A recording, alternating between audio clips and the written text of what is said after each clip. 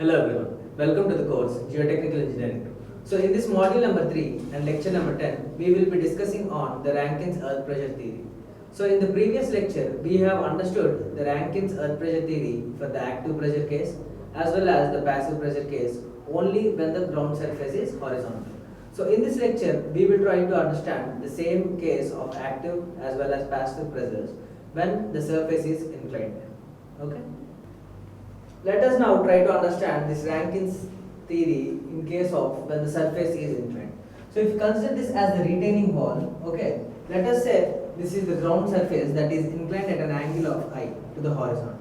Okay, so for our particular derivation purpose, Rankine has considered that a particular wedge, as usually, of width B, and let us say it is having width B and it is also inclined at an angle I. Okay, here Rankine considered that there are two stresses which are known as the conjugate stresses. Okay, that means these are conjugate stresses. That means till now, whatever stresses that we have considered, the horizontal, that is sigma x, as well as the vertical stress sigma z. So he considered that these two as the conjugate stresses. So what do we mean by conjugate stresses? That means these are along the surface and inclined to the horizontal. That means if you consider here, sigma b is actually acting downwards vertical, but sigma x, the lateral stress, that is actually inclined to the horizontal surface. Okay, so that is making an angle I. The stress also is also making an angle I to the horizontal. So that is what is meant by conjugate stresses. That means these are acting along the line of action of the soil. Okay, that means along this failure plane only it is acting. So these are meant by conjugate stresses. So that is the definition of conjugate stress. So now let us try to understand this by considering a particular wedge of having width B, and so its horizontal distance is nothing but B into cos I, since this particular angle is also I. Okay, so resolving it will be B cos I, and let us represent this vertical stress as sigma B and the lateral stress as sigma x. So considering this particular wedge now, okay, let us consider this particular wedge alone. So the weight of the particular wedge, is nothing but density into its volume.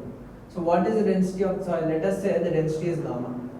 Okay, and the volume, since it is considered in a two-dimensional plane, so that is why it must be some B into cos I at a depth Z. Okay, it will be B into cos I at a depth Z. Okay, into unity. Similarly, simplifying it will be B gamma BZ cos I. And now area of that particular wedge. Area is B into 1. Okay. So if we have to find out the vertical stress sigma V, it is nothing but weight by volume. So it will be gamma B into Z cos I divided by B. On further simplification, it is simply gamma into Z cos I. This is as simple as we have obtained earlier. That is, when the surface is horizontal, we know that sigma V is nothing but gamma into Z. Since it is at an angle of inclination I, simply you can resolve it. So that is also gamma into Z cos I. So in such manner, we will obtain this particular value. Apart from this, let us try to denote the sigma x as the lateral stress. Okay. So this is our denotation for this particular case. So this sigma V is the vertical stress and sigma x is the lateral stress, which is also nothing but my conjugate stress. That is conjugate stress. Okay. So this is also my conjugate stress. So here one thing we need to understand is that this sigma x as well as sigma b, these two stresses are actually not the principal stresses. Since this soil is at an inclination I, okay, so obviously it will slide at an inclination I, obviously there, if you consider a wedge, small wedge at a depth z, so the above that wedge also there will be some shear stress. So that is why these stresses are not the principal stresses. So in such way we need to consider the Mohr circle, and let us start deriving for the active pressure case as well as the passive pressure case. Clear? Now, so this particular figure shows the active state, okay, the active state of the pressure that is acting along the inclined surface, okay, where this particular line that is there, this particular line that is there, which is intersecting at P and A, is nothing but the state of active equilibrium. It is nothing but the state of active equilibrium. So now, since this is the case for Rankine's active pressure, so let us now try to derive this case. So this is Rankine's active pressure. So this case is for Rankine's active pressure case. Okay. So if you look at this particular diagram, here OA is nothing but sigma B. So sigma B is equal to OA. Okay, so from this diagram you can simply state that OA is the summation of OD plus DA. It is OD plus DA. And similarly, the passive pressure, that is PA, is equal to OP. So it is OP. So it can be written as OD minus this is DP. Okay, from the diagram. But if you look at this particular diagram here, this DP as well as DA or PD and DA is same. Okay, so that is why you can write down that DP is equals to DA. Okay, so let us try to obtain these expressions from the triangles, right angle triangles that we have. That means we have a right angle triangle OBC and OFC. Okay, so these two are the triangles that we have. Here ODC, we know angle is I, and OFC, we know the angle is phi dash. So using this, let us try to obtain these values now. So let us initially try to obtain this OD. If you consider this right angle triangle ODC, okay, from triangle DOC, since we know the angle I, so from this I can obtain OD as, okay, we know OD by OC, OD by OC, this is OD and this is OC, so it is adjacent side by hypotenuse, so this will be cos I. Okay, so simply I can state that OD is equals to OC cos I. Okay, similarly let us now try to obtain this DP from this small triangle. Since we know that here this DP is equals to DA, so let us try to find out this DP and DA. Okay, so for this particular case, now let us try to join this. This is joining PC as well as AC. So now if you look at this particular diagram, this is CPA is one triangle and it is actually exactly bisected by D. So that is why PDC is one right angle triangle and CDA is another right angle triangle. Okay, so from this we can obtain that this DP will be equal to, okay, since using the concept of right angle triangle, DP square is nothing but, this DP square is nothing but PC square minus this DC square. Okay. On further simplification, I can write down dp is equals to root over pc or cp, whatever, cp square minus dc square whole under root. Okay. So now we have obtained this dp in terms of this cp as well as dc. But here one thing you need to understand, that we need to find out this cp value, this cp. If you look at this particular circle here, this cp is nothing but it is the radius of the circle, so it will be equal to cf. So I can also write down this as cf square minus dc square whole under root. Okay. From the particular diagram here, if I consider this OFC, this is the right angle triangle. So if I want CF, what is CF? I can say that this is sin phi is equals to opposite side by hypotenuse. So that is why I can write this CF as this OC into the angle is sin phi dash. It is sin phi dash. Okay. So that is why from considering OFC, since this is a right angle triangle, your sin phi dash is FC or CF by OC. So simplification, CF is equals to OC into sin phi dash. Now, similarly, if you consider the other triangle now, okay, that is ODC, this is another right angle triangle. So from this, sin I dash is nothing but DC by OC. So simplification, we get DC is equals to OC sin I. Okay. So now we have two terms here. For our particular equation. Okay. So substituting these here, we can further simplify this equation as, okay, follows. That is OC we can take out common into root over sin square of CF is sin phi dash minus sin square of I. Okay.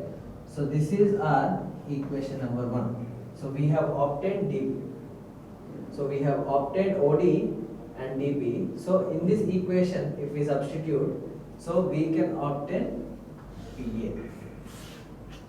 Okay, we can obtain PA. And if you look at the other thing, since we know OD is OC cos I, okay, just highlighting these for our understanding. These are the required.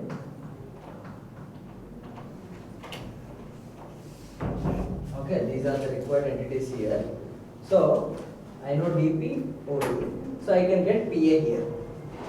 If you look at dA, so what is dA here? dA is equal to dp. As I have written dA equal to dp, so simplifying, I can write down dA as dp here. Yes or no? So that is why sigma V is equals to OD plus dp and PA is OD minus dp. Clear? So let us try to observe this now. So now this is what we have obtained. We have obtained PA is equals to OD minus dp and sigma V as OD plus dp. Okay, since dA is equal to dp, since dp is equals to dA, so that is why I have written directly it is OC plus dp.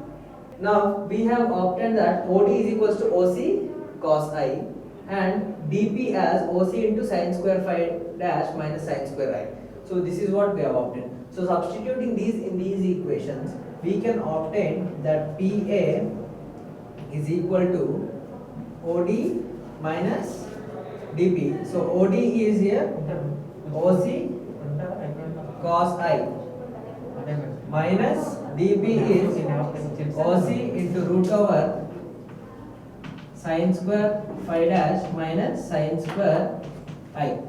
So this is what we have obtained. Similarly, now sigma V is OC cos I plus OC into root over sin square phi dash minus sin square I. Okay, so this is what we have obtained. So we know that from these two equations that Ka, the active coefficient or active coefficient pressure, is nothing but Pa by sigma V.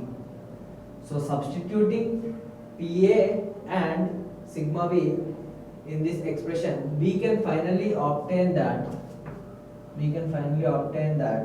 this will be OC can be taken out common, just dividing these two. OC can be taken out common, so it will be cos A minus root over sin square phi dash minus sin square I by cos A plus root over sin square phi dash minus sin square I. So this will be cos I minus root over sin square phi dash minus sin square I divided by cos I minus root over, this is plus sin square phi dash minus sin square I. So this is the expression for coefficient of active earth pressure. Okay, when the surface is actually inclined. So if you look at this particular expression, let us say now the angle of inclination is not there. That means it is horizontal. So I is 0. So substitute I as 0 here. So what will happen? Obviously this Ka will be equal to sin cos 0 degrees. Cos 0 degrees means it is 1. Okay, and here sin 0 is 0. So simplifying, I can write down this is 1 minus sin square phi dash root over. So it will be sin phi dash by 1 plus sin phi dash. So this is the case when I is equal to 0. Since I is equal to 0. So that means whatever we have observed in the previous session, that when I is equal to 0, we will obtain Ka is equal to 1 minus sin phi dash by 1 plus sin phi dash. So now let us try to obtain in a similar manner the passive earth pressure as well. So now let us try to discuss the Rankine's passive pressure. Rankine's passive pressure.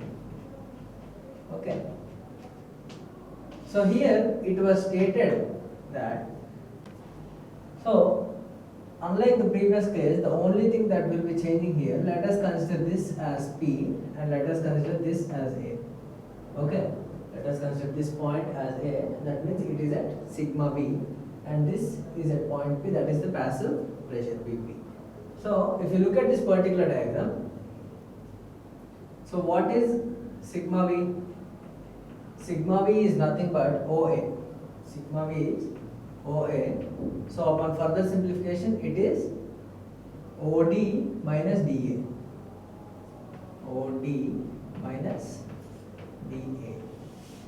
And similarly, PP is equals to, PP is OP. So that will be equal to here OD plus DP. OD plus DP. So if I have to find out PP by sigma V, that is nothing but OP by OA, and this will be nothing but OD plus DP by OD. This dA is equal to dP, so that is why I can write down this as OD minus dP. So in this expression, I can state that this is clearly equal to this Kp. Okay. So let us now try to obtain this particular expression OD dP in this equation. So now in this particular case, let us try to obtain some of the parameters. So if you look at this AC, this is AC. So AC is equal to CF. As we know, AC is equal to CF, and this is equal to CP also, since it is the radius of the circle. So I write CP is equal to AC equal to CF. So from this particular triangle, so what is CF? CF is nothing but OC sine phi dash. Since if you look at this particular triangle OFC, sine phi dash is opposite side by adjacent, so it is CF by OC. So CF by OC is sine phi dash. So therefore CF is OC sine phi dash. So that is what we have obtained now.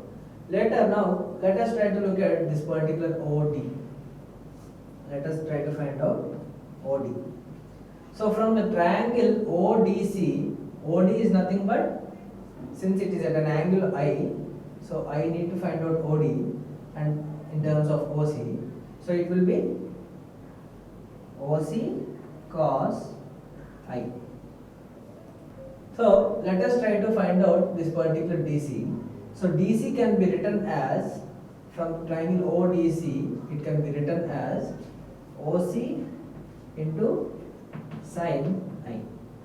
OC into sin. Since sin I is DC by OC, so I can obtain DC as OC into sin I. Okay, clear. So from this we have obtained some of the expressions. So in a similar manner, if I have to represent this PP by sigma B, PP by sigma B, so this is in terms of OD plus DP by OD minus DP. So we know OD is OC cos I. So I can write down this as OC cos I, and this is also OC cos I, and this will be plus and this will be minus. So here I need to find out this DP value. So what is DP here? From this particular triangle, DP is nothing but, from this particular triangle DPC, I can state that DP square plus DC square is equals to CP square. Okay, since CP is nothing but the radius of the circle. Okay, since it is OC sin phi dash. So just simplifying, I can write down in a similar fashion that this will be root over, okay, CP square minus DC square. Since DP is root over CP square minus DC square. So upon further simplification I can write down this is OC square into sin phi dash, sin square phi dash, minus OC square sin square I. And writing the same in the denominator, this will be OC square sin square phi dash minus OC square sin square I. Okay. On further simplification, I can cancel out OC and this will be cos I plus root over sin square phi dash minus sin square I whole under root, and cos I minus root over sin square phi dash minus sin square I. Okay. So this is the final expression for our Kp. Okay. So that is what we have obtained. So in this particular expression, if you observe, if we represent this I is equal to 0, that means when the circulation is not there and it is at horizontal, that means it is not inclined. So when the ground level is horizontal, so I is equal to 0. So substituting I is 0, we can obtain Kp as 1 plus sin phi dash by 1 minus sin phi dash. Okay, this is what we have obtained in our earlier sessions. So in the upcoming lecture, let us try to understand some of the other cases related to Rankine's earth pressure theory as well. Okay, so that's it for today. Thank you very much.